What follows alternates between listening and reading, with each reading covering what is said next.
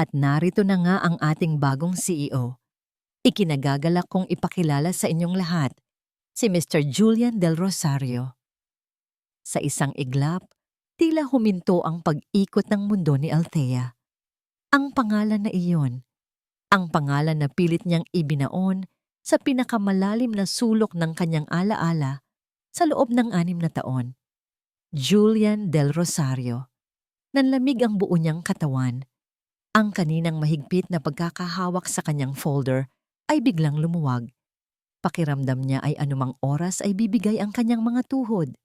Sa harap niya, sa loob ng conference room na napapalibutan ng salamin, tumayo ang isang lalaking matikas sa suot nitong kulay abong suit.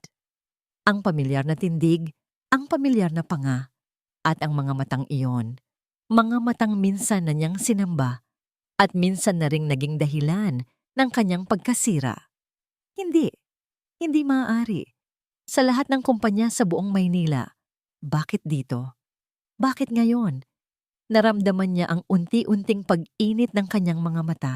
Mabilis siyang yumuko, kunwari may inaayos sa kanyang mga papel para itago ang namumuong takot at gulat sa kanyang mukha. Isang imahe ang biglang pumasok sa kanyang isip. Isang maliit na batang lalaki na may mga mata at ngiting katulad ng lalaking nasa harapan niya ngayon.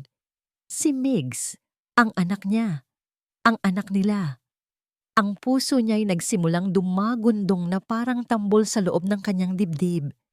Ito ang katapusan.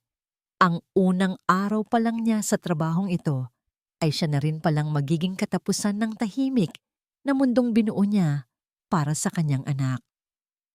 Kaninang umaga lang, ang lahat ay puno pa ng pag-asa. Mama, yung necktie ko po, sabi ng 5 taong gulang na si Migs habang inaayos ni Thea ang kanyang buhok.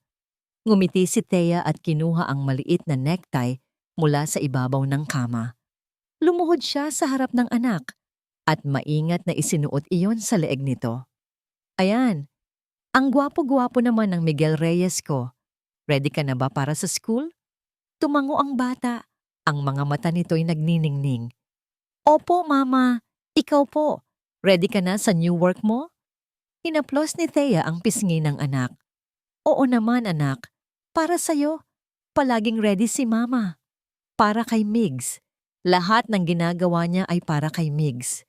Ang pag-a-apply sa Del Rosario Corp, isang malaking kumpanya na may magandang sahod at benepisyo, ay para sa kinabukasan ng kanyang anak. Kailangan niya ng katatagan. Kailangan niyang mag-ipon para sa pag-aaral nito. Kaya naman kahit gaano kabigat ang kanyang dibdib, pinilit niyang ngumiti. Promise mo, Mama, di ka na aalis ulit? Tanong ni Migs sa mahinang boses. Isang tanong na laging bumabalik tuwing may bago sa kanilang buhay. Yumakap si Thea ng mahigpit. Promise, anak, hindi ka iiwan ni Mama. Ever. Hindi niya alam na ang pangakong iyon ay susubukin sa unang araw pa lamang niya. Miss Reyes, nag-angat ng tingin si Thea. Ang boses na yon, malalim, may awtoridad, at tumatagos hanggang sa kanyang kaluluwa. Ang boses na bumubulong ng matatamis na pangako sa kanya noon sa ilalim ng kalangitan na puno ng bituin. Nakatayo na ngayon si Julian sa harap ng mesa, tapos na ang meeting. Hindi na malaya ni Thea na halos 1 oras na siyang nakatulala, nagsusulat ng mga bagay na hindi naman niya maintindihan. Sir, sagot niya, sinisikap na gawing profesional at walang emosyon ang kanyang boses. Tinitigan siya ni Julian ng matagal. Bawat segundo ay parang isang karayom na tumutusok sa kanyang balat. Kinakabahan siya. Nakilala na ba siya nito? Naalala na ba siya? Dalhin mo sa opisina ko ang iyong 201 file. I want to review the profiles of my executive team personally. Utos nito, bago tumalikod at maglakad patungo sa sarili nitong opisina. Napalunok si Thea. Ang 201 file niya. Nandoon ang lahat ng impormasyon tungkol sa kanya. Ang address niya. Ang status niya bilang single mother. Hindi niya pwedeng makita iyon. Nanginginig ang mga kamay na kinuha ni Thea ang kanyang cellphone at nag-text sa Human Resources. Ma'am, pwede po bang ako na lang ang kumuha ng 2A1 files ko? Hinihingi po ni Sir Julian. Ilang minuto siyang naghintay. Ang bawat pagtik ng orasan sa pader ay parang isang bomba na malapit ng sumabog. Nang matanggap ang file, dahan-dahan siyang naglakad papunta sa opisina ng CEO. Kumatok siya ng 3 beses. Ang puso niya'y gustong kumawala sa kanyang dibdib. Come in. Pagpasok niya, nakita niya si Julian na nakatalikod. Nakatingin sa malawak na tanawin ng syudad mula sa bintanang salamin. Sir, ito na po ang file ko, sabi niya. Inilapag ang folder sa gilid ng malaking mesa. Hindi ito lumingon. Okay, you may go. Mabilis na tumalikod si Thea. Ito na ang pagkakataon niyang makatakas. Bawat hakbang palayo sa mesang yon ay parang isang hakbang palayo sa panganib. Malapit na siya sa pinto. 10 hakbang na lang. 5. 3. Hawak na niya ang doorknob nang marinig niya ulit ang boses nito. Miss Reyes. Huminto siya, ngunit hindi lumingon. Bumalik ka dito. Dahan-dahan, napipilitan, humarap siyang muli. Nakaharap na ito sa kanya ngayon, nakaupo sa silyang pang-CEO nito, ang mga matay nakatitig sa kanya ng may kakaibang intensidad. Sir? Tumayo si Julian at dahan-dahang lumakad palapit sa kanya. Bawat hakbang nito ay nagpapakabog sa kanyang dibdib. Huminto ito ilang talampakan lang, ang layo sa kanya. Sapat na para maamoy niya ang pamilyar nitong pabango. Tinitigan siya nito mula ulo hanggang paa, na para bang sinusuri ang bawat detalye ng kanyang pagkatao. Napayuko si Thea, hindi makatingin ng diretso. Miss Reyes. Ulit nito sa mahinang boses, isang boses na naglalaman ng pagdududa at isang emosyong hindi niya matukoy. May kamukha ka. Nag-angat ng tingin si Thea. Ang puso niya'y tumigil sa pagtibok. 1 taong matagal ko nang gustong kalimutan. Isang nakabibinging katahimikan ang naiwan sa opisina nang makaalis si Althea. Nakatayo pa rin si Julian sa gitna ng kwarto. Ang mga salitang sinabi niya ay tila umuulit-ulit sa hangin. 1 taong matagal ko nang gustong kalimutan. Bakit niya sinabi iyon? Napahilamos siya sa kanyang mukha. Dapat ay nanatili siyang propesyonal. Siya ang CEO. Ngunit nang makita niya ang takot sa mga mata ni Thea, ang parehong mga mata na dati puno ng pagmamahal para sa kanya, may kung anong kumawala sa loob niya. Bumalik siya sa kanyang mesa at binuklat ang 201 file. Althea Reyes. Iyon talaga ang pangalan niya. Hindi niya binago. Tila isang sampal sa mukha niya ang katotohanan iyon. Pagkatapos ng lahat, pagkatapos niyang sirain ang tiwala nito, heto siya ngayon, nagtatrabaho para sa kanya na parang walang nangyari. Bakit? Pinilit niyang kumbinsihin ang sarili. Nagkataon lang ang lahat. Maraming Althea Reyes sa mundo, ngunit ang bawat hibla ng kanyang pagkatao ay sumisigaw na hindi. Ang amoy ng kanyang buhok nang mapalapit siya kanina. Ang paraan ng pagkagat nito sa kanyang labi kapag ninenerbiyos. Mga detalyeng ibinaon na niya sa limot ay biglang bumabalik. Sariwa at masakit. 6 na taon. 6 na taon siyang nagpanggap na kinalimutan na niya ito. 6 na taon niyang sinubsob ang sarili sa trabaho, sa mga responsibilidad, sa isang relasyong alam niyang walang pagmamahal, para lang takasan ang multo ng nakaraan. At ngayon, ang multo na yon ay ang bago niyang executive assistant. Isang malakas na baby ang pumunit sa kanyang pag-iisip. Bumukas ang pinto ng kanyang opisina at pumasok si Katrina Gonzales. Suot ang isang mamahaling pulang bestida na tila sumisigaw ng atensyon. Naglakad ito na parang pag-aari niya ang buong gusali at dumiretso sa kanya para sa isang halik. I missed you, sabi nito. Ang boses ay matamis, ngunit may halong pag-aari. Pilit nang ngumiti si Julian. Kat, I'm in the middle of work. Oh, come on, Ian. 5 minutes won't hurt. Anito, umupo sa gilid ng kanyang mesa at ipinulupot ang braso sa kanyang balikat. Besides, sinusuri ko lang kung maayos ang magiging opisina ng future Mrs. Del Rosario. Biglang may kumatok sa pinto. Si Thea. May dala siyang 2 tasa ng kape. Sir, ma'am, coffee po, sabi ni Thea. Ang boses ay mababa. At formal, iniiwasan nitong tumingin sa kanila. Nakita ni Julian kung paano nagbago ang timpla sa mukha ni Katrina. Mula sa pagiging malambing, naging matalim ang tingin nito habang sinusuri si Thea mula ulo hanggang paa. Isang tingin na puno ng paghamak. Salamat, sabi ni Julian, tinatangkang pag-aani ng tensyon.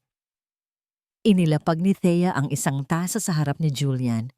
Ngunit nang ilalapag na niya ang para kay Katrina, biglang iginalaw ni Katrina ang kanyang siko. Oops! Natapon ang mainit na kape sa mga dokumentong inaayos ni Thea kanina sa assistant's desk na dinala nito papasok. Napasigaw si Thea sa gulat at bahagyang napaso ang kanyang kamay. Oh my gosh, I'm so sorry, sabi ni Katrina, puno ng pekeng pag-aalala. Ang clumsy mo naman, miss. Ano nga ulit pangalan mo? Okay lang po, ma'am. Kasalanan ko po. Mabilis na sabi ni Thea. Kumuha ng tissue at sinubukang punasan ang mga nabasang papel. Halatang nahihiya at nanginginig. Ngunit nakita ni Julian. Nakita niya ang sinadyang paggalaw ni Katrina. Isang mabilis, ngunit kalkuladong kilos. Katrina, it was an accident. Just leave it, sabi ni Julian. Ang boses ay mas malamig kaysa sa inaasahan niya. Tumayo siya at lumapit kay Thea. Are you okay, Miss Reyes? Mainit yan. Umiling lang si Thea. Hindi pa rin nag-aangat ng tingin. Okay lang po, sir. Kinuha niya ang tray at mabilis na tumalikod. Kukuha na lang po ako ng bago. Sinundan ng masamang tingin ni Katrina si Thea hanggang sa makalabas ito ng pinto. What was that? Tanong ni Katrina, halatang iritado. What was what? You spilled coffee on my assistant. Sagot ni Julian. I didn't mean to. At bakit ka ba mas concerned pa sa kanya? She's just an assistant. Napabuntong hininga na lang si Julian. Ito ang babaeng pakakasalan ni Danny. Buong araw, naramdaman ni Julian ang tensyon. Naglalakad si Thea sa paligid ng opisina na parang isang multo. Ginagawa ang trabaho niya ng walang imik. Ngunit ramdam ni Julian ang pag-iwas nito. At alam niyang si Katrina ang dahilan. Bago matapos ang araw, hindi na niya natiis. Pumasok siya sa area kung nasaan ang desk ni Thea. Miss Reyes, tawag niya. Nag-angat ito ng tingin, may bakas ng gulat. Sir? Are you married, Miss Reyes? Diretsong tanong niya. Nakita niya ang paglunok nito. Ang mga kamay nito sa ibabaw ng keyboard ay bahagyang humigpit. Saglit itong natigilan bago sumagot. Hindi po, sir. Ang sagot ay mabilis at formal. At wala rin po akong boyfriend. May kung anong kumirot sa dibdib ni Julian. Isang katanungan ang gustong kumawala sa kanyang bibig. So anong nangyari sa tin? Ngunit pinigilan niya. Tumango na lang siya. Okay. Good night. Habang naglalakad siya pabalik sa kanyang opisina, narinig niya itong nagmamadaling magligpit ng gamit. Tila gusto na nitong makatakas at ang pagnanais nitong makalayo ay lalo lang nagpaalab sa kanyang kuryosidad. Pagbaba niya sa parking lot, nakita niya ang anino ni Thea na naglalakad palabas ng gusali patungo sa sakayan ng bus. Isang impulse ang tumulak sa kanya. Hindi niya pinansin ang driver na naghihintay. Sumakay siya sa sarili niyang sasakyan at dahan-dahang sinundan ng bus na sinakyan nito. Hindi niya alam kung bakit niya ginagawa ito. Para saan? Para saktan ulit ang sarili? Huminto ang bus sa isang lugar na simple lang. Mga apartment, maliliit na tindahan. Bumaba si Thea at naglakad papasok sa isang eskinita. Ipinark ni Julian ang kotse sa malayo kung saan hindi siya makikita. Nakita niya itong pumasok sa gate ng isang maliit na apartment building. Mag-isa lang siya. Iyon ang pumasok sa isip niya. Pagkatapos ng lahat, mag-isa pa rin siya. Akmang paaandarin na niya ang sasakyan para umalis nang bumukas muli ang gate. Iniluwan nito ang isang batang lalaki na may daladalang bola. Tumakbo ito ng mabilis. Ang maliliit nitong binti ay maliksing gumalaw sa semento. At sa isang iglap, napako si Julian sa kanyang kinauupuan. Ang bata. Mula sa malayo, kahit medyo madilim na, kitang-kita niya. Ang buhok na medyo kulot sa dulo. Ang paraan nito ng pagtakbo. At nang humarap ito sa direksyon niya para habulin ang bola na sinaga ng ilaw poste ang mukha nito. Ang mga mata, ang ilong, ang maliit na bersyon ng kanyang nangiti, hindi.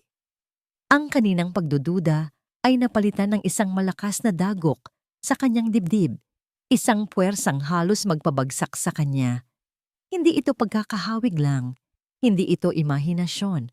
Para siyang tumitingin sa isang salamin na nagbabalik sa kanya sa nakaraan. Napanood niyang lumabas si Thea mula sa gate at tinawag ang bata. "Migs, dahan!" Akmang paaandarin na niya ang sasakyan para umalis nang bumukas muli ang gate. Iniluwan nito ang isang batang lalaki na may daladalang bola. Tumakbo ito ng mabilis. Ang maliliit nitong binti ay maliksing gumalaw sa semento.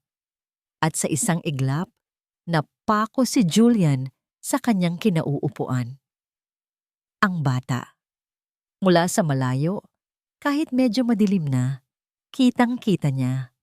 Ang buhok na medyo kulot sa dulo, ang paraan nito ng pagtakbo. At nang humarap ito sa direksyon niya para habulin ang bola, na sinaga ng ilaw poste, ang mukha nito, ang mga mata, ang ilong, ang maliit na bersyon ng kanyang nangiti. Hindi. Ang kaninang pagdududa ay napalitan ng isang malakas na dagok sa kanyang dibdib, isang puwersang halos magpabagsak sa kanya. Hindi ito pagkakahawig lang, hindi ito imahinasyon, para siyang tumitingin sa isang salamin na nagbabalik sa kanya sa nakaraan. Napanood niyang lumabas si Thea mula sa gate at tinawag ang bata. "Migs, dahan-dahan lang anak, baka madapa ka." Ang boses ni Thea, puno ng pagmamahal at pag-aalala ng isang ina. "Mama!" Sigaw ng bata. Tumakbo ito pabalik at yumakap sa mga binti ni Thea. Humigpit ang kapit ni Julian sa manibela. Ang mga ugat sa kanyang kamay ay lumitaw. Anak niya? May anak si Thea. Pero kanino? Ang tanong ay sumilab sa kanyang isip. Ngunit ang sagot ay tila nasa harapan na niya. Tumatakbo. Tumatawa. Isang sagot na pilit niyang itinatanggi. Binuhat ni Thea ang bata. Hinalikan ito sa pisngi at pumasok na sila sa loob ng gate. Isinasara ang pinto sa mundong ibinukod nila para sa kanilang dalawa. Naiwan si Julian sa dilim ng kanyang kotse. Ang paghinga niya'y mabigat. Ang imahe ng mukha ng bata ay nakaukit na sa kanyang isipan. Isang imaheng hindi niya kailanman mabubura. Ang bawat araw sa opisina ay isang pagsubok sa katatagan ni Althea. Para siyang naglalakad sa manipis na yelo. Ang bawat paglapit ni Julian, ang bawat tingin, ang bawat tanong ay nagdudulot ng matinding kaba sa kanyang dibdib. Pinilit niyang maging abala. Ibinuhos ang lahat ng atensyon sa trabaho. Umaasang ang pagiging profesional niya ay gagawa ng isang pader sa pagitan nilang dalawa.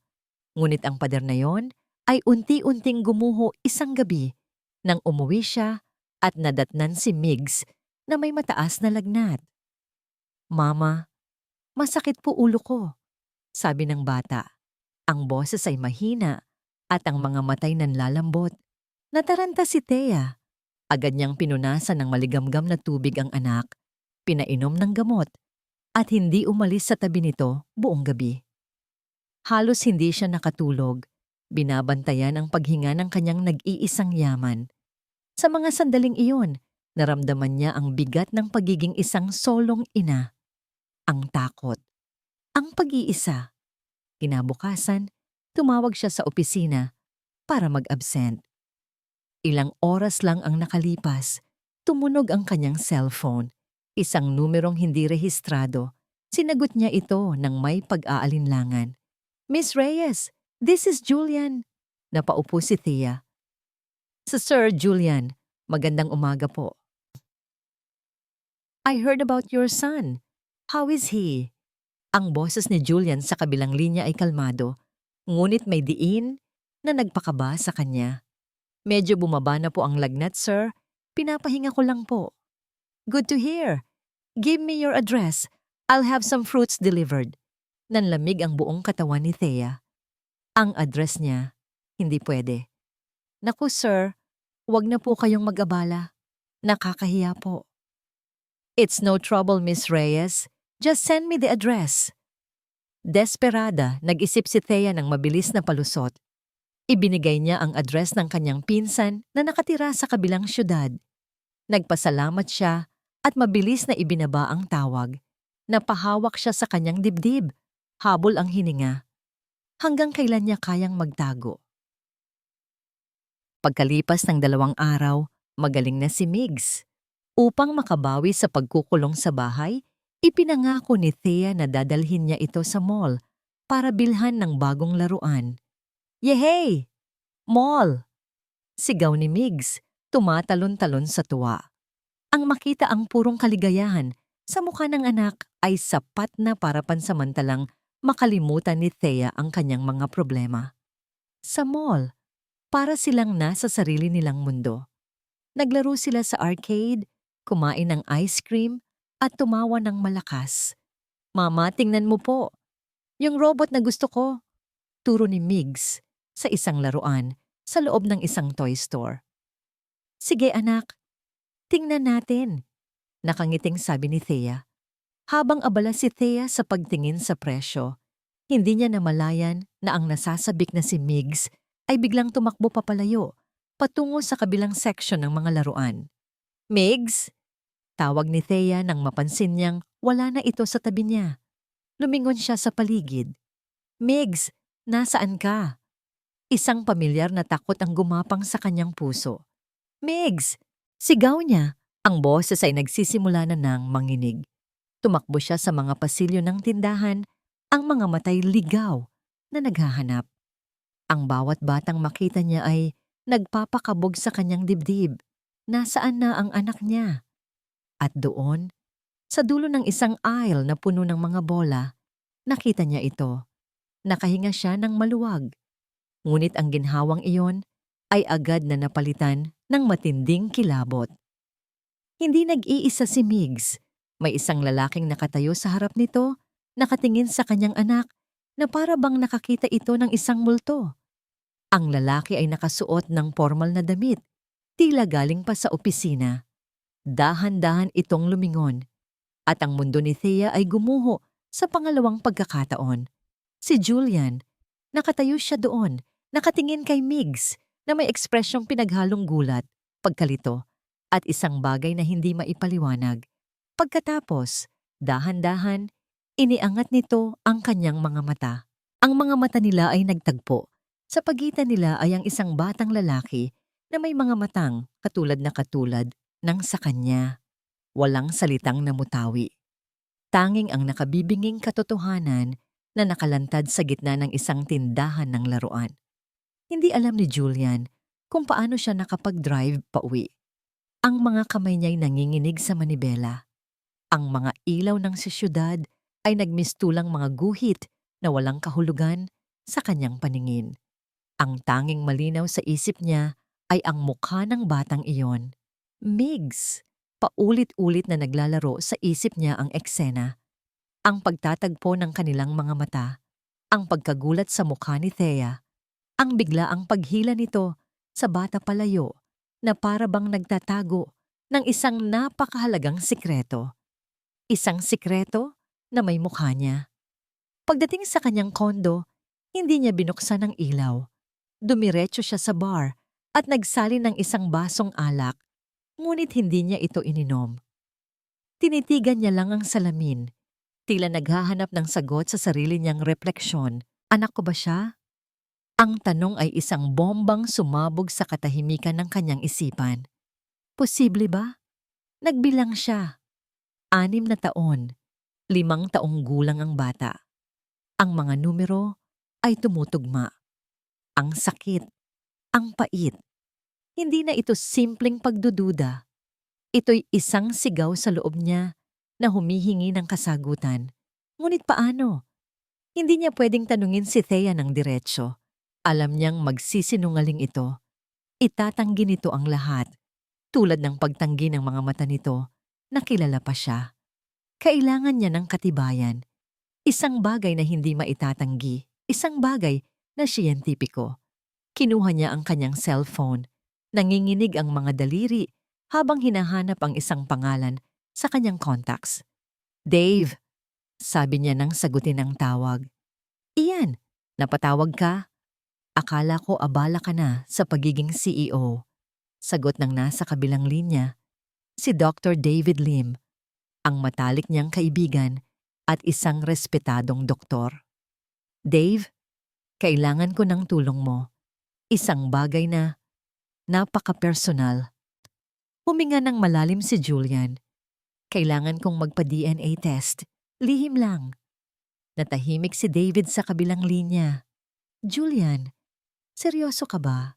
Kanino? Sa isang bata. Sagot ni Julian. Ang boses ay basag. Sa tingin ko, anak ko siya. 1 linggo ang lumipas. 1 linggo ng pagkukunwari. Sa opisina, pilit na ginawang normal ni Julian ang lahat. Ngunit ang bawat kilos ni Thea ay kanyang pinagmamasdan. Ang pag-aalala sa boses nito kapag tumatawag para kumustahin ang anak. Ang pagmamadali nitong umuwi tuwing 5:00. Ang mga maliliit na bagay na yon ay hindi na simpleng kilos ng isang empleyado. Sa paningin ni Julian, iyon ay mga kilos ng isang ina na nag-iingat sa kanilang anak. Sa anak nila, kailangan niya ng paraan para makalapit sa bata. Isang paraan na hindi ka hinala. At isang ideya ang nabuo sa kanyang isip. I-announce mo sa lahat. Utos niya sa HR department. This coming Saturday magkakaroon tayo ng Company Family Day. 1 buong araw sa isang resort. Attendance is a must. Pwedeng isama ang mga pamilya. Ito na ang kanyang plano. Isang sitwasyon kung saan mapipilitan si Thea na isama si Migs. Dumating ang Sabado. Ang resort ay puno ng tawanan at sigawan ng mga bata. Nakita ni Julian si Thea na dumating. Hawak sa kamay si Migs. Ang bata ay nakasuot ng isang maliit na polo shirt at shorts. Ang mga matay ng lalaki sa excitement. At nang magtama ang tingin nila ni Migs, ngumiti ang bata. Isang ngiting pamilyar. Isang ngiting kanya. Buong araw, pinanood niya sila mula sa malayo. Nakita niya kung paano alagaan ni Thea si Migs. Ang pagiging pasensyoso nito. Ang walang katapusang pagmamahal. At sa bawat tawa ni Migs, parang may kung anong tumutusok sa puso ni Julian. Ang sakit ng 5 taong nawala. Naghintay siya ng pagkakataon, sa ningong pagkakataon. Habang nagkakagulo sa palaruan, tinawag ng event host si Thea para sa isang laro. Nag-atubili ito, ngunit sa huli ay pumayag din nang sabihin ng ibang mga empleyado na sila muna ang magbabantay kay Migs. Sa pagmamadali ni Thea na makapunta sa stage, hindi niya namalayan na may nahulog mula sa malaki niyang bag. Isang suklay. Isang simpleng suklay na pambata. Walang nakapansin, maliban kay Julian. Dahan-dahan siyang lumapit, yumuko, at pinulot ito. May ilang hibla ng buhok na naiwan dito. Buhok ng bata. Naramdaman niya ang panginginig ng kanyang kamay habang hawak ang suklay. Mali ito. Ang ginagawa niya ay isang paglabag sa tiwala. Ngunit ang pangangailangan niyang malaman ang katotohanan ay mas malakas. Maingat niyang inilagay ang suklay sa loob ng isang malinis na panyo at ibinulsa ito. Lunes. Pagkatapos ng trabaho, hindi umuwi si Julian. Dumiretso siya sa ospital ni David. Sigurado ka na ba talaga rito? Tanong ni David habang hawak ang isang maliit na plastic bag kung saan maingat na inilipat ni Julian ang mga hibla ng buhok. Tumango si Julian, hindi siya makapagsalita. Inabot sa kanya ni David ang isang kit para sa sarili niyang sample. Tahimik niyang ginawa ang proseso. Pagkatapos, inilagay ni David ang 2 sample sa magkahiwalay na lalagyan, nilagyan ng label na walang pangalan. Tanging mga code lamang.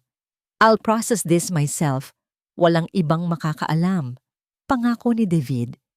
Tatawagan kita sa oras na lumabas ang resulta. Nakatayo si Julian sa harap ng pinto ng laboratorio, pinanood ang kaibigan niyang maglakad papasok. Ang pinto ay gawa sa malamig na bakal at salamin, at sa ibabaw nito ay may nakasulat, DNA Testing Laboratory. Para siyang nakatayo sa harap ng isang pintuan na magdidikta ng kanyang kapalaran. Sa pagbukas nito, maaring masira ang lahat o maaring magsimula ang isang bagong kabanata na hindi niya kailanman inasahan. Humugot siya ng isang malalim na hininga. Ang puso niya'y dumadagundong. Ngayon, ang tanging magagawa niya na lang ay maghintay. Ang Company Family Day ay hindi isang pagtitipon. Isa itong bitag. Iyon ang nararamdaman ni Thea habang lumilipas ang mga araw. Pakiramdam niya ay may isang pares ng mga matang laging nakamasid sa kanya sa bawat galaw niya. Ang mga tingin ni Julian ay hindi na tulad ng dati. Mayroon ng bigat, mayroon ng pag-uusisa na tila ba sinusubukan nitong basahin ang pinakatatago niyang mga lihim. Ang takot na nadarama niya ay unti-unting nagiging isang halimaw na sumasakal sa kanya sa gabi. Hindi na siya makatulog ng maayos. Ang bawat tunog ng sasakyan sa labas ng kanilang apartment ay nagpapakaba sa kanya. Paano kung isang araw ay kumatok na lang si Julian sa kanilang pinto? Paano kung makita niyang muli si Migs? At sa pagkakataong yon ay hindi na niya ito pakakawalan? Hindi niya kaya. Hindi niya kayang mawala ang anak niya. Isang umaga, pagkatapos ng isa na namang gabing walang tulog, nagpasya siya. Hindi na niya kaya pang magtrabaho sa isang lugar na mistulang kulungan. Kinapalan niya ang kanyang mukha. Kumatok siya sa opisina ni Julian. May dalang isang puting sobre. "Sir," sabi niya, inilapag ang sobre sa mesa nito. May resignation letter. Hindi man lang tiningnan ni Julian ang sobre. Ang mga mata nito ay nakapako sa kanya. Malamig. Seryoso. "Bakit?" tanong nito. May personal na dahilan po, sir." "Anong dahilan?" Hindi nakasagot si Thea. Ano ang sasabihin niya? "Dahil natatakot ako sa'yo. Dahil ikaw ang ama ng anak ko at hindi mo pwedeng malaman." Nang hindi siya makasagot, dahan-dahang kinuha ni Julian ang sobre. Inaasahan ni Thea na bubuksan niya ito, babasahin at pipirmahan. Ngunit hindi. Sa harap niya, dahan-dahan itong pinunit ang sobre sa gitna. Pagkatapos ay pinunit ulit. At ulit. Hanggang sa ang kanyang liham ay maging maliliit na piraso ng papel. Napatulala si Thea. "You're not going anywhere until I say so," sabi ni Julian. Ang boses ay mahinahon, ngunit may bigat na parang isang hatol. "Bumalik ka na sa trabaho mo, Miss Reyes." Naiwan siyang nakatayo doon. Pakiramdam niya ay mas lalo lang humigpit ang rehas ng kanyang kulungan. Ang pagtanggi ni Julian sa kanyang pagbibitiw ay naging hudyat para kay Katrina na mas lalo pang maging malupit. Tila ba naamoy nito ang takot ni Thea at ginamit nito iyon para lalo siyang idiin. Isang gabi, inutusan siya ni Julian na sumama sa isang business dinner. Akala niya ay kasama ang ibang mga kliyente, ngunit pagdating niya sa restaurant, 3 lang sila. Siya, si Julian at si Katrina na nakangiti ng matamis na parang ahas. "Surprise!" sabi ni Katrina.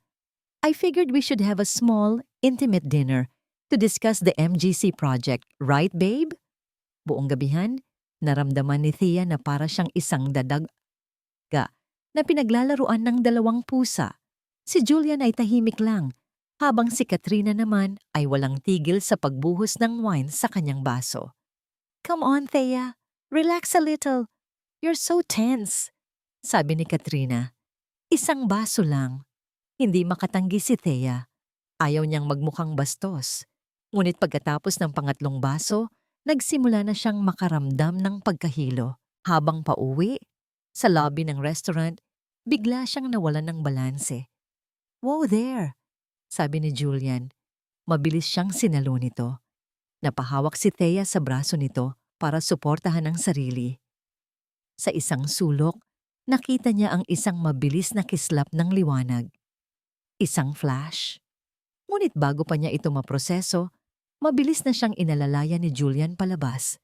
Kinabukasan sa opisina, naramdaman niya agad na may mali. Ang mga empleyado ay nagbubulungan habang siya'y dumadaan. May mga matang mapanghusga. Nang buksan niya ang kanyang computer, isang email mula sa isang hindi kilalang sender ang bumungad sa kanya. Mayroon itong attachment. Nanginginig niyang binuksan ito. Isang litrato. Ang kuha ay mula sa isang anggulong mukha siyang lasing na halos nakahandusay sa mga braso ni Julian. Ang kanyang mukha ay malapit sa dibdib nito. Ang itsura ay malisyoso, iskandaloso. Isang pangungusap lang ang nakasulat sa email. Alam na ng lahat ang kalandian mo. Naramdaman niya ang pag-akyat ng dugo sa kanyang ulo. Si Katrina. Sigurado siyang si Katrina ang may gawa nito.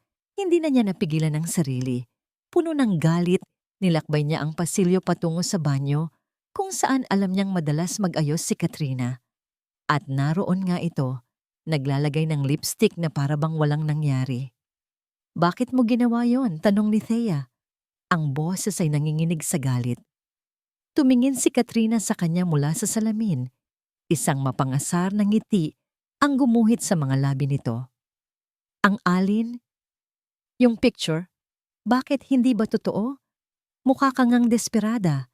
Isang single mother na gagawin ang lahat para lang makakuha ng promotion o ng lalaki. Ang mga salita ay tumama kay Thea na parang mga suntok. Single mother. Sinabi yun ni Katrina na parabang iyon ang pinakamaruming salita sa mundo. Wala kang alam sa paghihirap ko.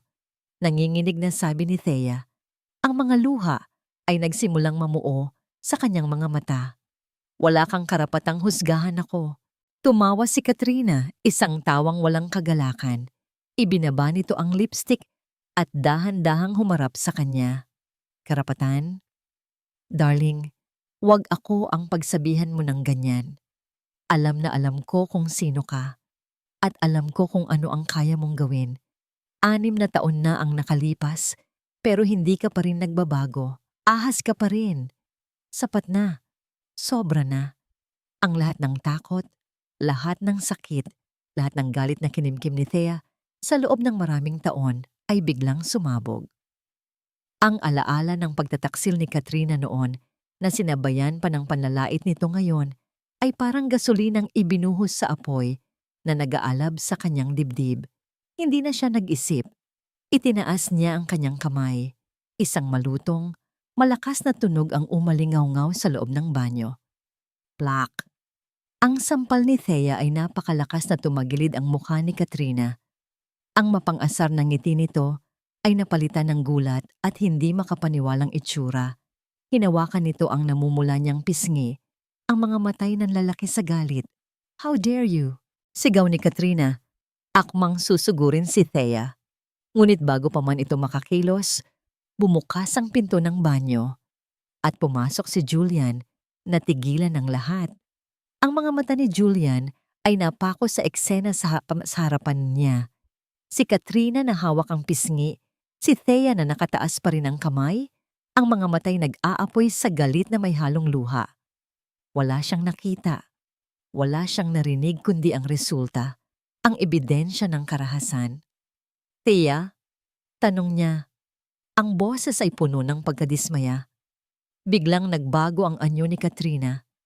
Ang galit sa mga mata nito ay napalitan ng pagiging biktima. Tumingin ito kay Julian at ang mga peking luha ay nagsimulang mamuo sa mga mata nito. Babe! Humikbi ito.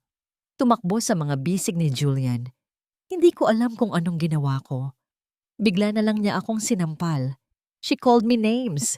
Sinabi niya na aagawin ka raw niya sa akin. Niyakap ni Julian si Katrina. Ang mga matay hindi inaalis kay Thea. Isang tingin na puno ng pagkabigo, ng pagkalito, ng isang tanong na bakit? Para kay Thea, ang tingin na yon ay mas masakit pa kaysa sa 10 sampal. Sa mga mata ni Julian, siya ang kontrabida. Siya ang may kasalanan. At sa sandaling iyon, naramdaman ni Thea ang unti-unting pagguho ng lahat ng ipinaglalaban niya. Ang kanyang dignidad, ang kanyang trabaho, at ang natitira niyang pag-asa. Ang biyahe pa uwi mula sa paghahatid kay Katrina ay isang blangkong espasyo sa isip ni Julian. Ang tanging naririnig niya ay ang paulit-ulit na higbi nito, ang mga salitang puno ng paninisi para kay Thea. Hindi ko siya maintindihan, babe. Mabait naman ako sa kanya. Ngunit habang tumatango siya at nagpapanggap na nakikinig, may ibang eksena ang naglalaro sa kanyang isipan. Ang apoy sa mga mata ni Thea. Ang panginginig ng mga kamay nito. Iyon ay hindi galit ng isang taong naninira lang. Iyon ay galit ng isang taong nasaktan ng malalim. Pagdating sa kanyang kondo, ang katahimikan ay halos nakabibingi. Napaupo siya sa dilim, ang isip ay gulong-gulo. Ano ang totoo? Ang babaeng pakakasalan niya? O ang babaeng minsan na niyang minahal? Biglang tumunog ang kanyang cellphone, ang screen ay nagliwanag sa dilim. Dr. David Lim. Huminto ang paghinga ni Julian. Ang resulta, nanginginig niyang sinagot ang tawag. Dave? Iyan, sabi ng kaibigan niya sa kabilang linya. Seryoso ang boses nito. Dumating na. Kailangan mong pumunta rito. Walang tanong-tanong, walang pag-aalinlangan. Pinatay niya ang tawag, kinuha ang susi ng kotse at bumalik sa daan. Sa loob ng pribadong opisina ni David sa ospital, ang hangin ay mabigat. Inabot sa kanya ni David ang isang selyadong brown envelope. Walang salita. Tanging isang tingin na puno ng pag-unawa at pag-aalala. Umupo si Julian. Nanginginig ang kanyang mga kamay habang binubuksan ng sobre. Ang bawat kaluskos ng papel ay parang isang putok ng baril sa kanyang tainga. Inilabas niya ang isang papel. Puno ito ng mga numero at terminolohiyang medikal na hindi niya maintindihan. Ngunit ang mga mata niya ay naghahanap ng iisang bagay lang. Nag-scan siya pababa. Nilagpasan ang mga teknikal na detalye hanggang sa marating niya ang pinakaibaba. Ang konklusyon, pangalan ng ina. Althea Reyes, pinaghihinala ang ama, Julian Del Rosario. At sa ilalim nito, sa makapal at itim na mga letra, naroon ang mga salitang magpapabago sa kanyang buhay magpakailanman. Probability of paternity, 99.99% na patitig siya sa mga numero. 99.99%, halos 100%. Tila huminto ang mundo. Ang tunog ng aircon, ang ilaw sa itaas, ang presensya ni David, lahat ay naglaho. Ang tanging nakikita niya ay ang katotohanang nakasulat sa papel. Anak ko siya. Ang naunang pagkalito ay napalitan ng isang emosyong mas malakas, mas mapanira. Puot. Isang nag-aalab na puot para kay Thea. Niloko niya ako. 6 na taon. 6 na taon niyang itinago sa akin ang sarili kong anak. Ang imahe ni Migs na tumatawa sa Family Day ay biglang sumagi sa kanyang isipan. Ang mga mata nito, ang ngiti nito, ang lahat ng yon ay dapat sa kanya. Ang 5 Pasko na pinalampas niya. Ang 5 birthday na hindi niya naipagdiwang. Ang mga unang salita. Ang mga unang hakbang. Lahat ng yon ay ninakaw sa kanya. Tumayo si Julian. Ang papel ay lukot na sa kanyang kamao. Iyan, sandali. Subok ni David. Ngunit hindi na siya nakinig. Lumabas siya ng opisina. Ang bawat hakbang ay mabigat sa galit. Kailangan niyang makita si Thea. Kailangan niya ng mga sagot. Ngayon din. Nag-drive siya na parang baliw. Walang pakialam sa traffic, sa mga busina, sa mundo. Ang tanging nasa isip niya ay ang apartment ni Thea. Ang lugar kung saan itinatago ang ninakaw na bahagi ng kanyang buhay. Nang makarating siya, hindi siya kumatok. Ibinalibag niya ang pinto gamit ang kanyang kamao. Paulit-ulit, malakas at desperado. Thea, buksan mo to! Thea! Ilang sandali pa, bumukas ang pinto. Bumungad sa kanya si Thea, nakasuot ng simpleng pambahay, ang mukay puno ng gulat at takot. Julian, anong ginagawa mo? Hindi niya ito pinatapos. Itinulak niya ang pinto at pumasok sa loob. Ibinato niya sa maliit na mesa ang lukot na papel ng resulta ng DNA. Bakit? Sigaw niya, ang boses ay umalingaw-ngaw sa maliit na sala. Bakit mo tinago ang anak ko sa akin, Thea? Nanlaki ang mga mata ni Thea. Ang kulay ay nawala sa kanyang mukha nang makita ang papel. Umiling siya, napaatras. Julian, paano? Huwag mo akong tanungin kung paano. Sigaw muli ni Julian. Lumapit siya dito. Ang mga matay nag-aapoy. Ang tanong dito ay bakit? Bakit mo ako niloko? 5 taon, Thea. 5 taon mo siyang ipinagkait sa akin. Nagsimulang mamasa ang mga mata ni Thea. Hindi mo maiintindihan? Ang alin ang hindi ko maiintindihan?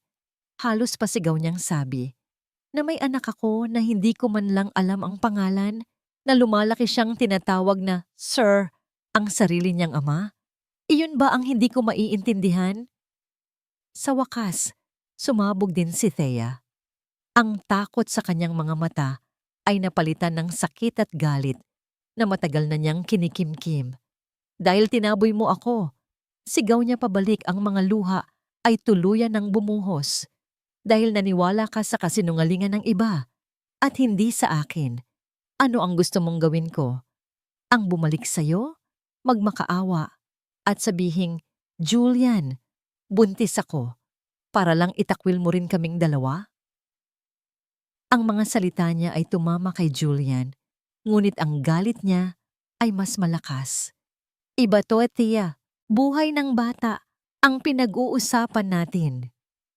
Buhay din namin ang sinira mo. Ang kanilang mga sigawan ay napuno ng sakit ng nakaraan at pait ng kasalukuyan. At sa gitna ng kanilang pagtatalo, isang maliit na pinto ng kwarto ang dahan-dahang bumukas. Isang batang lalaki ang lumabas, kinukusot pa ang kanyang mga mata, halatang nagising sa kanilang ingay. Nakasuot ito ng asul na pajama na may larawan ng mga dinosaur. Tumingin ito sa kanila, mula sa umiiyak niyang ina, hanggang sa galit na estranghero sa kanilang sala. At sa isang mahina, inosenteng boses, nagtanong ito, Mama, sino po siya? Sa isang iglap, natigil ang lahat. Ang mga sigaw, ang mga luha, ang galit. Naiwan lang ang isang nakabibinging katahimikan at ang isang batang lalaki na nakatayo sa pagitan ng kanyang nakaraan at kanyang hinaharap. Ang katahimikan na naiwan pagkatapos ng tanong ni Migs ay mas mabigat kaysa sa kanilang mga sigawan. Agad na kumilos si Thea. Binuhat niya ang anak. Isinubsob ang mukha nito sa kanyang balikat para hindi na nito makita pa ang galit sa mukha ni Julian. Shh, baby. Bumalik ka na sa pagtulog, okay? Nanaginip ka lang. Bulong niya. Ang boses ay nanginginig. Habang mabilis siyang naglakad, pabalik sa kwarto ni Migs. Iniupo niya ito sa kama at kinumutan. Sleep now, anak. Dito lang si Mama sa labas. Hinalikan niya ito sa noo at dahan-dahang isinara ang pinto. Bawat hibla ng kanyang katawan ay nagsasabing manatili na lang sa loob ng kwartong iyon, yakapin ang anak at wag nang harapin ang halimaw na naghihintay sa kanyang sala. Ngunit kailangan niyang tapusin ito. Paglabas niya, nandoon pa rin si Julian, nakatayo sa parehong pwesto, tila isa ng estatwang bato, Ang puot sa mukha nito kanina ay napalitan ng isang bagay na mas komplikado. Sakit, pagsisisi, pagkalito. "Umalis ka na, Julian," sabi ni Thea. Ang boses ay mahina, ngunit matatag. "Please, huwag mong guluhin ang anak ko." "And anak natin!"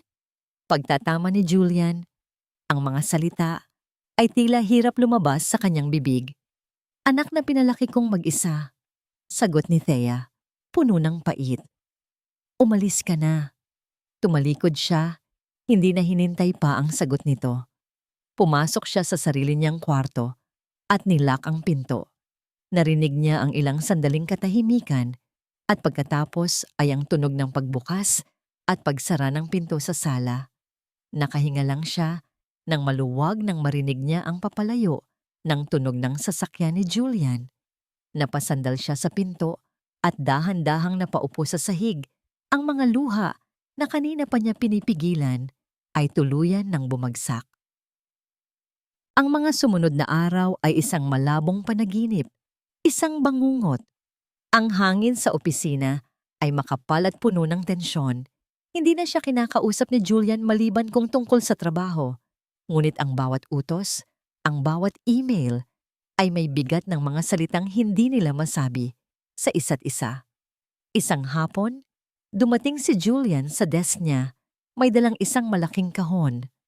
"Para kay Migs," sabi nito, hindi tumitingin sa kanya. Binuksan ito ni Thea nang may pag-aalinlangan. Sa loob ay isang komplikadong drone na may napakaraming maliliit na piyesa. Ang presyo nito ay siguradong katumbas ng ilang buwan niyang sahod. Nang gabing iyon, ibinigay niya ito kay Migs. Ang bata ay tuwang-tuwa sa simula, ngunit pagkatapos ng ilang minuto ay sumimangot dahil hindi niya ito maintindihan kung paano buuin. Habang tinutulungan niya ang anak, isang mapait na realisasyon ang tumama kay Thea. Hindi laruan ang kailangan ng anak ko, Julian. Kailangan niya ng ama.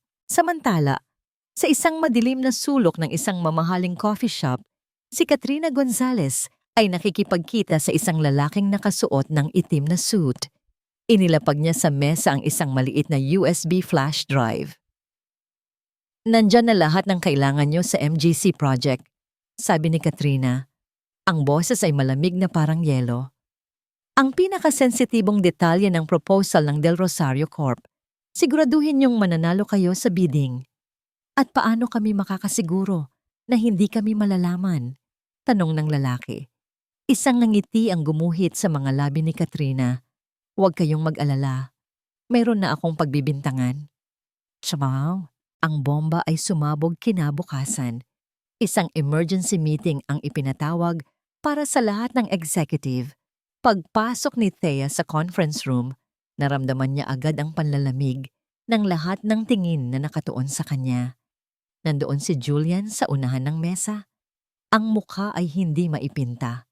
At sa tabi nito ay isang matandang lalaki na hindi pa niya nakikita dati. Matikas, may buhok na kulay pilak, at may mga matang kasing talim ng kay Julian. Ang ama nito, si Don Ricardo del Rosario. "Magandang umaga sa lahat," simula ni Don Ricardo. Ang boses ay may awtoridad na nagpatahimik sa buong kwarto. "Ipinatawag ko kayo ngayon dahil sa isang napakaseryosong problema. Kagabi, ang ating pinakamalaking kakompetensya ay nag-submit ng kanilang bid para sa MGC project. Ang proposal nila ay halos salamin ng sa atin. May nag-leak ng impormasyon. Isang IT expert ang nagsalita at nagpakita ng mga ebidensya sa screen, mga access logs, mga email trails. At sa gitna ng lahat ng yun, paulit-ulit na lumalabas ang isang pangalan. Ang kanyang pangalan, Althea Reyes. Ayon sa aming investigasyon," patuloy ng IT expert, "ang mga confidential files ay na-access at naipadala sa isang external email address mula sa computer ni Miss Reyes 3 araw na ang nakalipas, bandang 8:00 ng gabi." Hindi totoo yan," mahinang sabi ni Thea. Tumayo siya, ang mga tuhod ay nanginginig. Wala akong ginagawang ganyan. Alas 5 pa lang ay umuuwi na ako araw-araw. Tumingin sa kanya si Don Ricardo. Ang mga mata'y walang emosyon. Miss Reyes, ikaw ba ang huling gumagamit ng computer mo? Oo po. Pero kung gayon, sino ang may access dito kundi ikaw?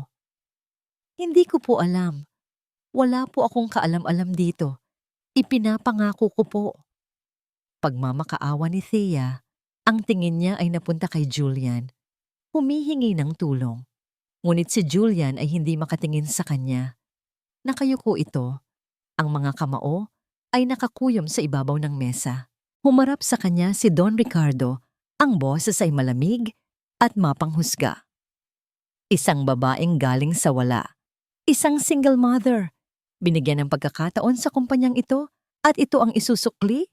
Isang oportunista.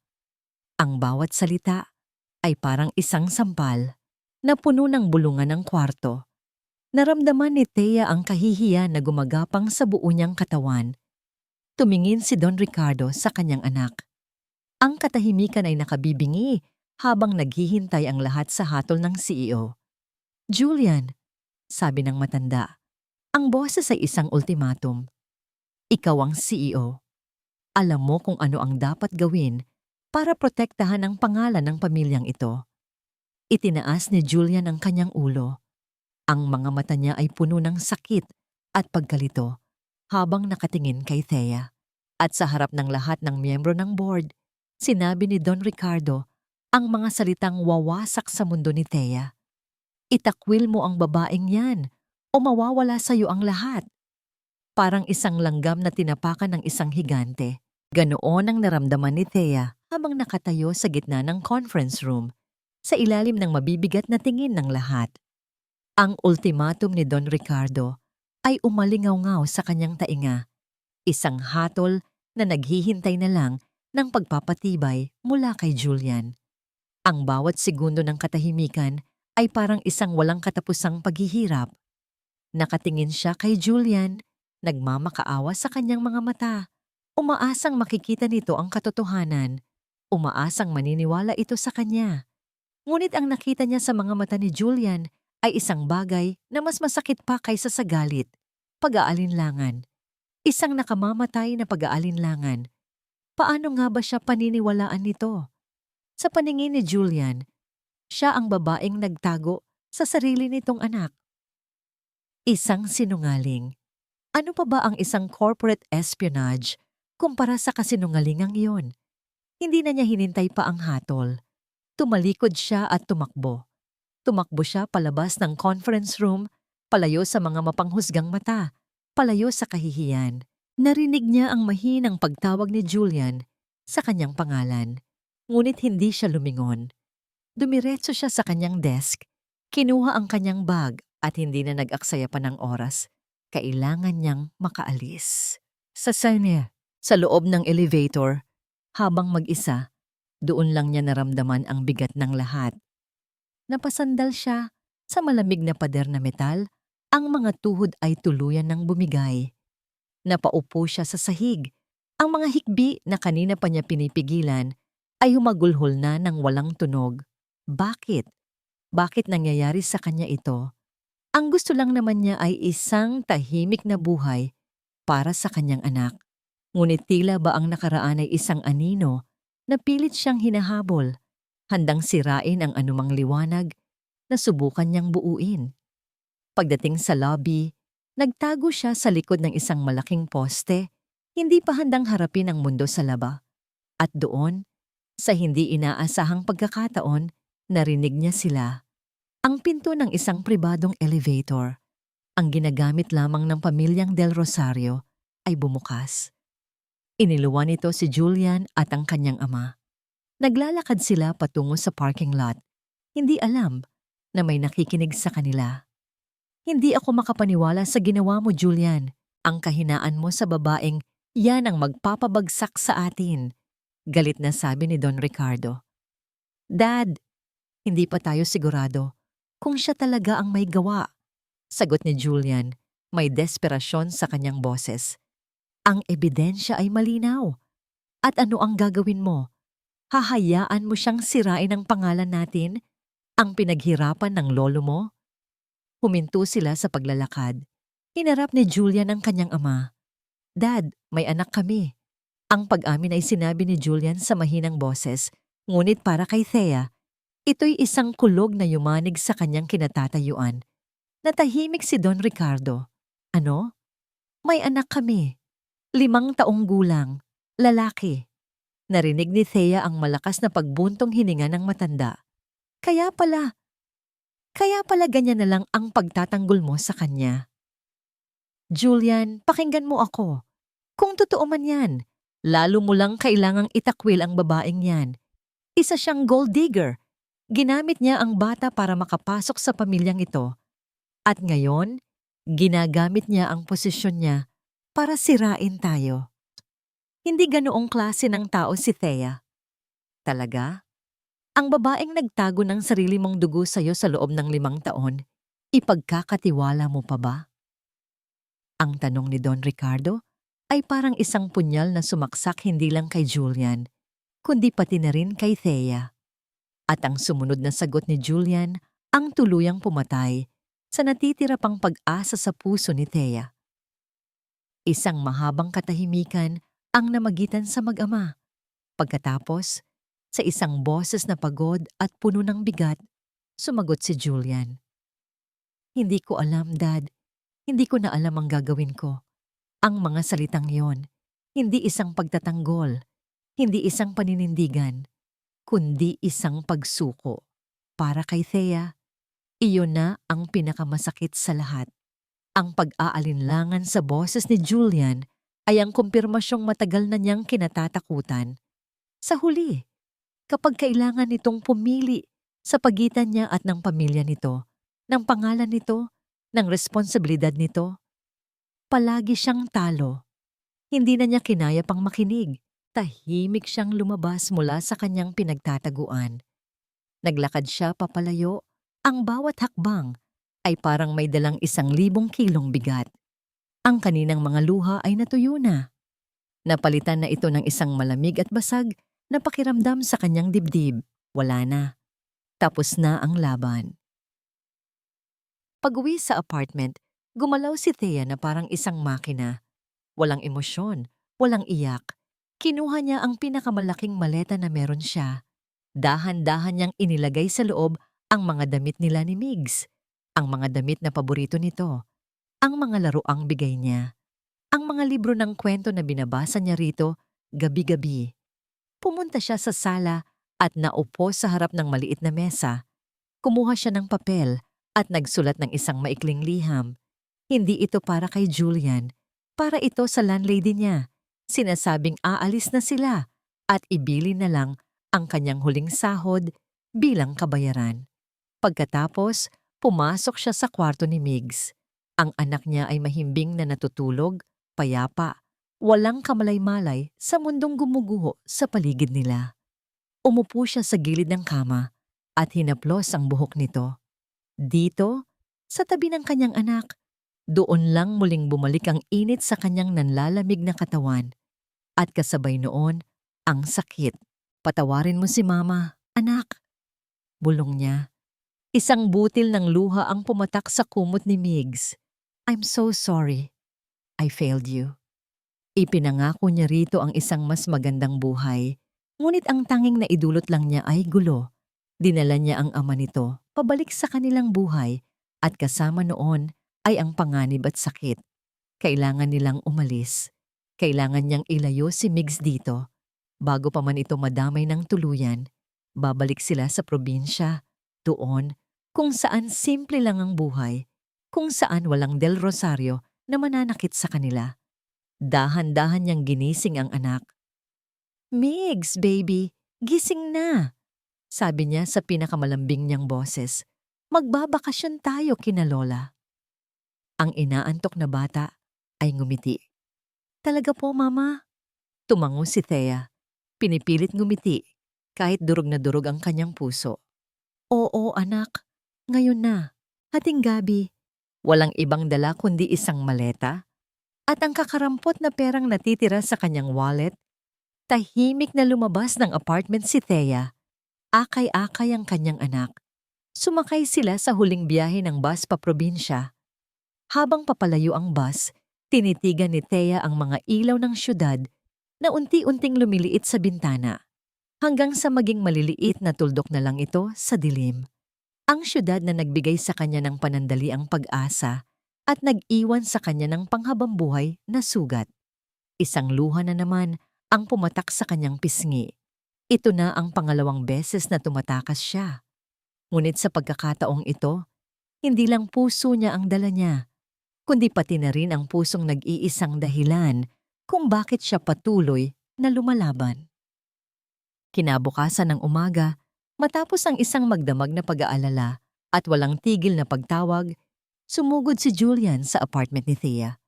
Nagdesisyon na siya, haharapin niya ang kanyang ama. Ipaglalaban niya si Thea, kahit pa mawala sa kanya ang lahat. Ngunit huli na siya. Dinutdot niya ang doorbell, ngunit walang sumasagot. Sinubukan niyang pihitin ang doorknob. Bukas. Dahan-dahan siyang pumasok sa loob. Ang apartment ay tahimik at walang tao. Ang mga aparador ay nakabukas at walang laman. Sa ibabaw ng mesa, wala roon ang resulta ng DNA test. Ang tanging naroon ay ang mga susi ng apartment. Wala na sila. Napaluhod si Julian sa gitna ng sala. Ang bigat ng kanyang pagsisisi ay wala na sila. Napaluhod si Julian sa gitna ng sala. Ang bigat ng kanyang pagsisisi ay parang isang dambuhalang bato na dumagan sa kanyang dibdib. Huli na. Masyado siyang natagalan. Masyado siyang naduwag.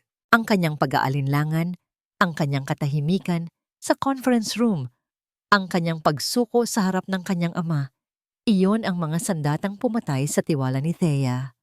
At ngayon, tulad ng 6 na taong nakalipas, iniwan na naman siya nito. Ngunit sa pagkakataong ito, hindi lang si Thea ang nawala sa kanya. Nawala rin ang kanyang anak. Bumalik si Julian sa mansyon ng mga Del Rosario na parang isang bagyong malapit ng manalasa. Ang kanyang mga mata ay pula, hindi sa pag-iyak, kundi sa galit at kawalan ng tulog. Ang kanyang damit ay gusot.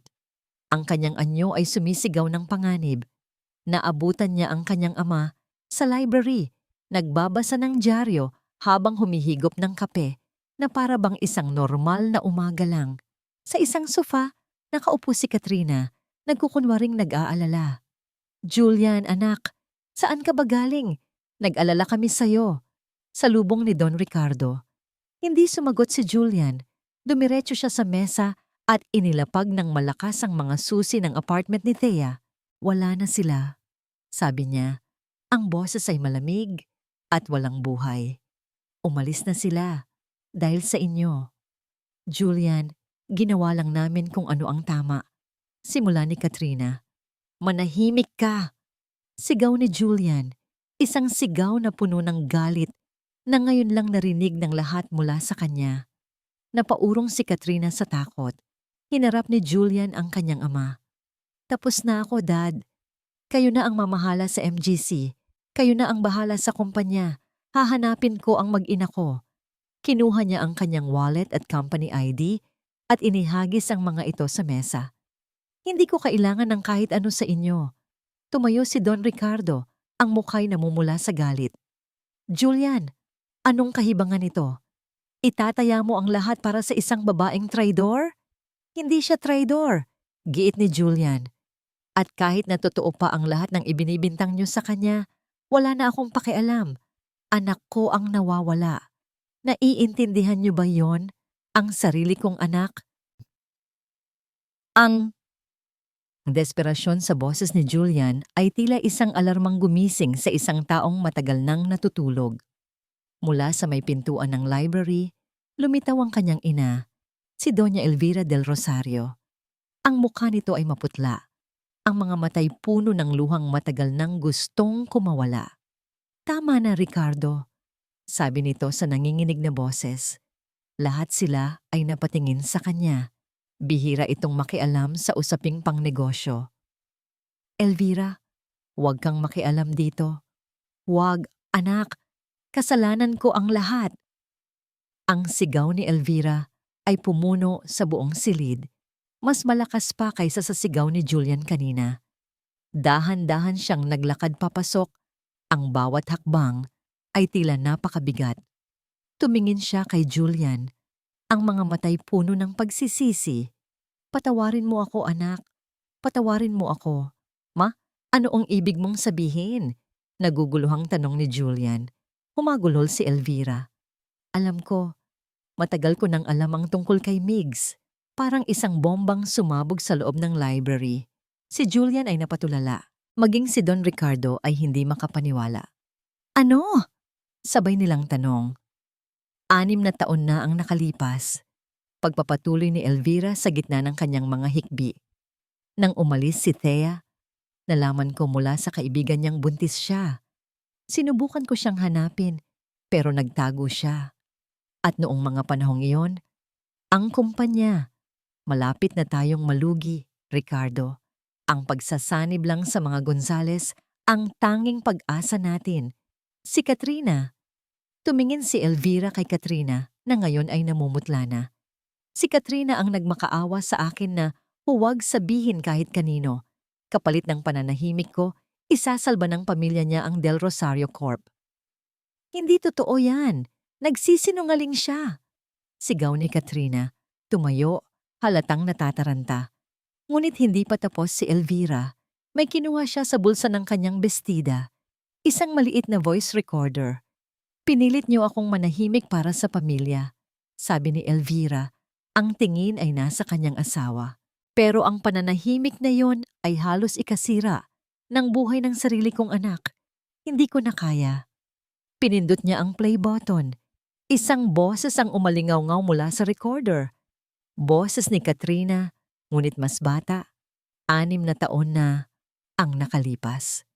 Tita Elvira, please, huwag niyong sasabihin kay Julian. Mahal na mahal ko po siya. Kasalanan ko po kung bakit sila naghiwalay. Ako po ang nag-setup kay Thea noon. Ako ang gumawa ng paraan para isipin ni Julian na niloloko siya. Katahimikan.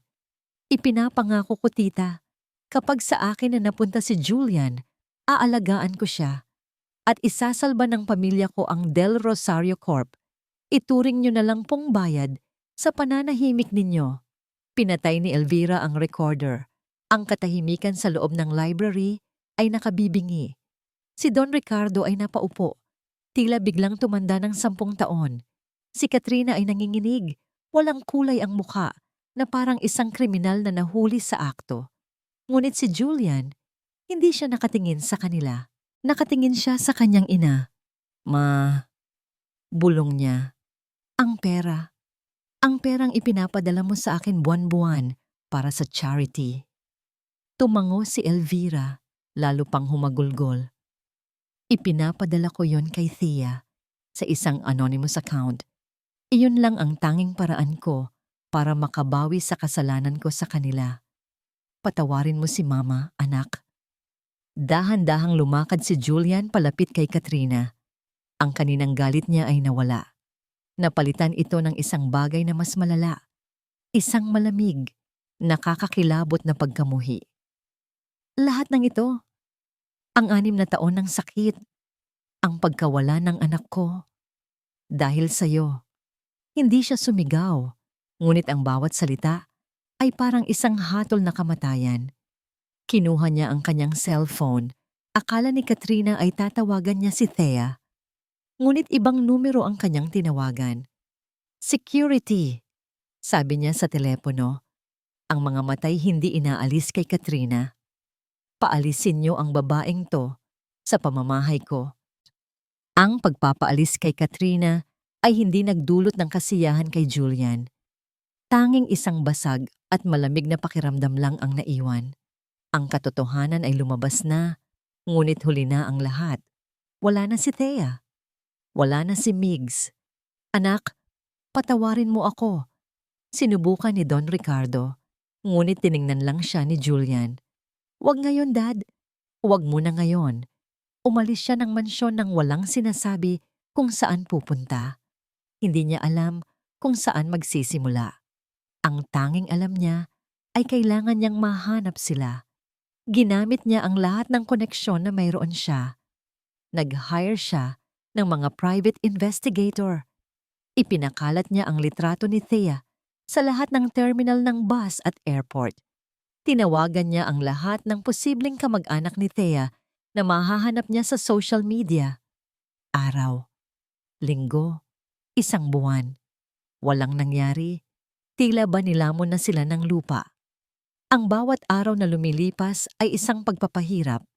Ang mansyon ay naging isang malaking kulungan. Ang trabaho ay nawalan ng kahulugan. Ang tanging nagpapagalaw na lang sa kanya ay ang imahe ng mukha ni Migs. Isang imaheng unti-unti nang nagiging malabo sa kanyang alaala. Isang gabi, sa gitna ng kanyang desperasyon, binuksan niya ang luma niyang kahon ng mga alaala. Mga litrato nila ni Thea noon, mga sulat, at sa ilalim ng lahat ng iyon, may isang postcard. Isang postcard mula sa isang maliit na bayan sa Batangas kung saan sila minsang nagbakasyon. Sa likod nito, may sulat kamay ni Thea. Dito ko gustong tumanda.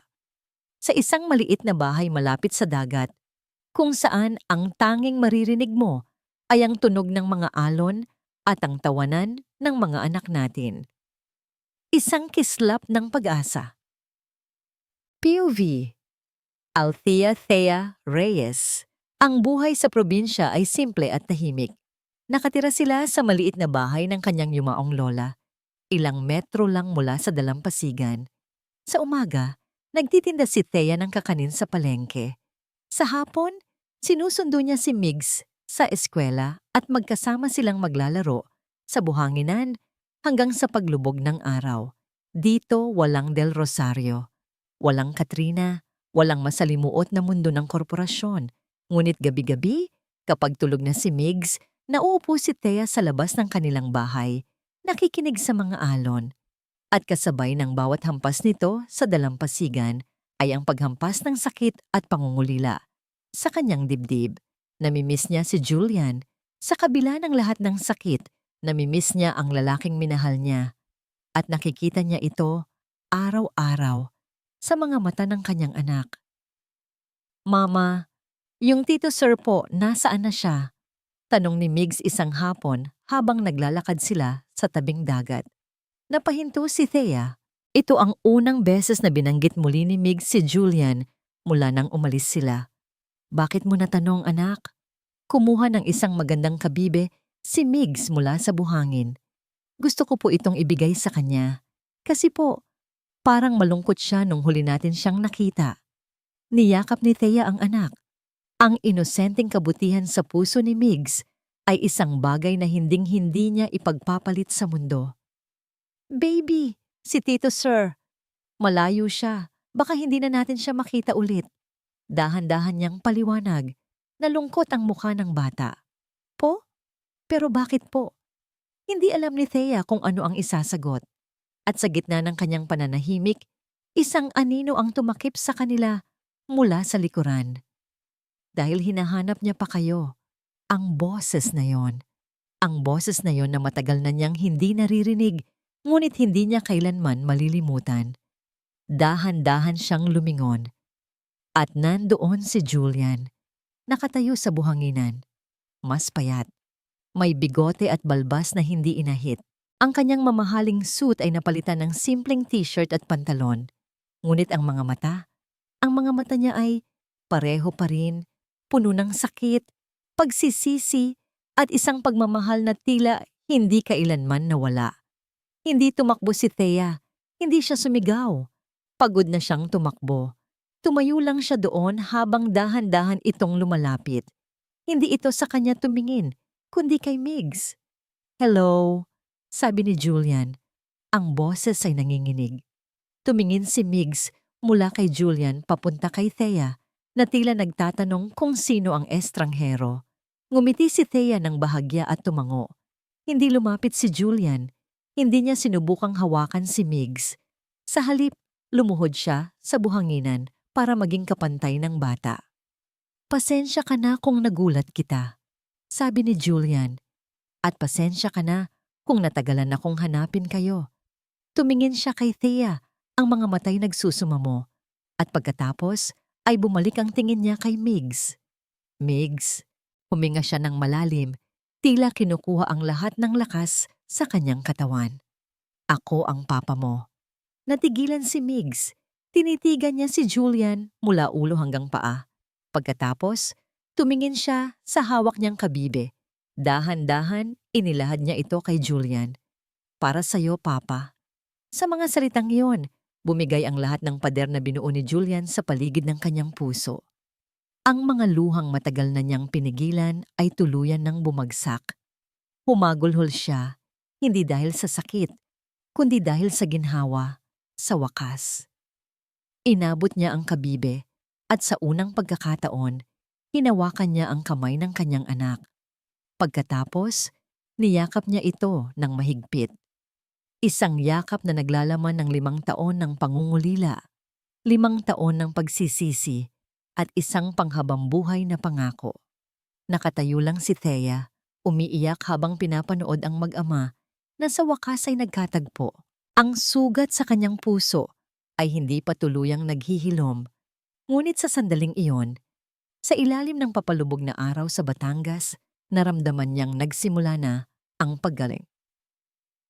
6 na buwan ang lumipas, ang umaga sa maliit na bahay sa tabi ng dagat ay nagsisimula na hindi sa tunog ng alarm clock, kundi sa amoy ng sinangag at pritong isda. Migs anak, tama na ang laro dyan. Halika na. Kakain na tayo. Tawag ni Thea mula sa kusina. Opo, Mama. Tinutulungan ko lang po si Papa sa halaman. Sagot ng isang masayang boses mula sa labas. Sumilip si Thea sa bintana. Sa maliit nilang hardin, nakita niya si Julian, nakasuot ng simpleng sando at shorts. Tinuturuan si Migs kung paano magdilig. Wala na ang CEO na kilala niya noon. Ang lalaking nasa harapan niya ngayon ay mas payat, mas maitim, dahil sa araw, ngunit ang mga mata ay may ningning na hindi niya kailanman nakita noon. Isang ningning ng kapayapaan. Iniwan na ni Julian ang Del Rosario Corp. Ipinasa na niya ang pamamahala sa isang pinsan habang ang kanyang ama ay dahan-dahang bumabawi mula sa mga nangyari. Ipinagbili niya ang kanyang kondo, ang kanyang mga mamahaling sasakyan at ginamit ang pera para magtayo ng isang maliit na resort sa tabi ng kanilang bahay. Isang negosyong simple lang, sapat para sa kanilang tatlo. Ang daan patungo sa pagpapatawad ay hindi naging madali.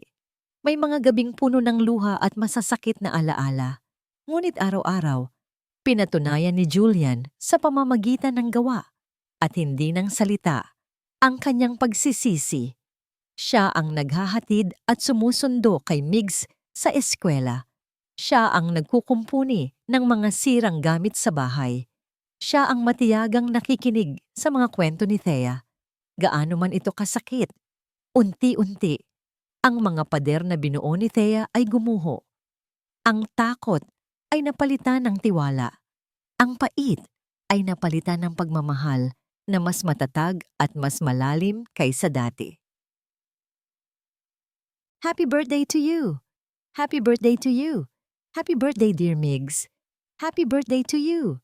Sabay na kumanta sina Thea at Julian habang inilalapag ang isang maliit na cake sa harap ni Migs. Ika-6 na kaarawan na nito. Ang kanilang selebrasyon ay simple lang. Isang picnic blanket na nakalatag sa buhanginan sa ilalim ng mga kumukutitap na bituin. Silang tatlo lang. Make a wish, anak, sabi ni Thea. Pumikit si Migs ng mariin. Pagkatapos ay hinipan ng kandila. Nagpalakpakan silang dalawa ni Julian. Ano ang wish mo? Tanong ni Julian habang ginugulo ang buhok ng anak. Secret po, sabi ni Migs tumatawa. Pero sana po laging ganito. Tayong tatlo lang. Isang mainit na ngiti ang gumuhit sa mga labi ni Julian at Thea. Nagkatinginan sila. Isang tingin na puno ng pag-unawa at pagmamahal. Pagkatapos kumain ng cake, humiga si Migs sa mga hita ni Thea. Papa, kwentuhan mo po ako. Hiling ng bata. Ngumiti si Julian. Sige, may alam akong isang kwento. Tungkol ito sa isang prinsipe at isang prinsesa. Nakinig ng mabuti si Thea habang nagsisimulang magkwento si Julian, ngunit hindi ito ordinaryong fairy tale.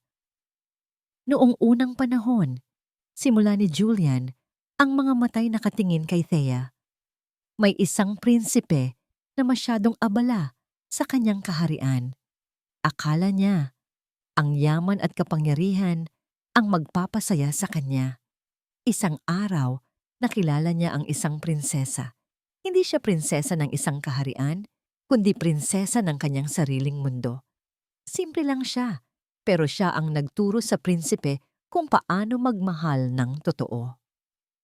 Pero ang prinsipe ay naging bulag. Pagpapatuloy niya, ang boses ay bahagyang nanginig. Nagkamali siya. Naniwala siya sa mga maling tao. At sa isang pagkakamali, nawala sa kanya ang prinsesa. Tumakbo ito palayo. Dala-dala ang isang lihim na kayamanan na hindi alam ng prinsipe. Tumingin si Julian kay Migs na halos tulog na. Ang kayamanan na yon ay isang maliit na prinsipe. Ang pinakamatapang at pinakamabait na prinsipe sa buong mundo. Isang luha ang pumatak mula sa mata ni Thea. Pinunasan niya ito agad. Nagsisi ang malaking prinsipe. Pagtatapos ni Julian, hinanap niya ang kanyang mag-ina sa buong kaharian. At nang mahanap niya sila, ipinangako niya sa sarili niya na hinding-hindi na niya sila papakawalan pa. Mahimbing nang natutulog si Migs, dahan-dahang binuhat ni Julian ang anak at dinala ito papasok ng bahay. Pagbalik niya, umupo siya sa tabi ni Thea. May isa pa akong regalo, sabi niya sa mahinang boses. May kinuha siya sa kanyang bulsa. Hindi ito isang malaking kahon, isang maliit na kahon lang. Inabot niya ito kay Thea. Binuksan ito ni Thea. Sa loob, hindi isang kumikinang na diamante ang laman, kundi isang simpleng singsing na gawa sa pilak. Sa loob nito, may nakaukit na 3 pangalan, Julian, Althea, Miguel. Hindi ito tanong, Thea, sabi ni Julian. Hinawakan ng kanyang kamay. Isa itong pangako. Tumingin siya sa mga mata ni Thea. Ang kanyang sariling mga mata ay nangingilid sa luha. Pangako na bubuuin natin ang pamilyang ito, araw-araw, habang buhay. Pangako na aalagaan ko kayo, ni Migs. Pangako na sa bawat paggising ko, kayo ang magiging una at huli kong iisipin. Hindi na sumagot si Thea. Sa halip, yumakap siya kay Julian ng mahigpit. Isang yakap na nagsasabi ng lahat. Oo, 100% oo. Dahan-dahang isinuot ni Julian ang singsing sa kanyang daliri. Sakto.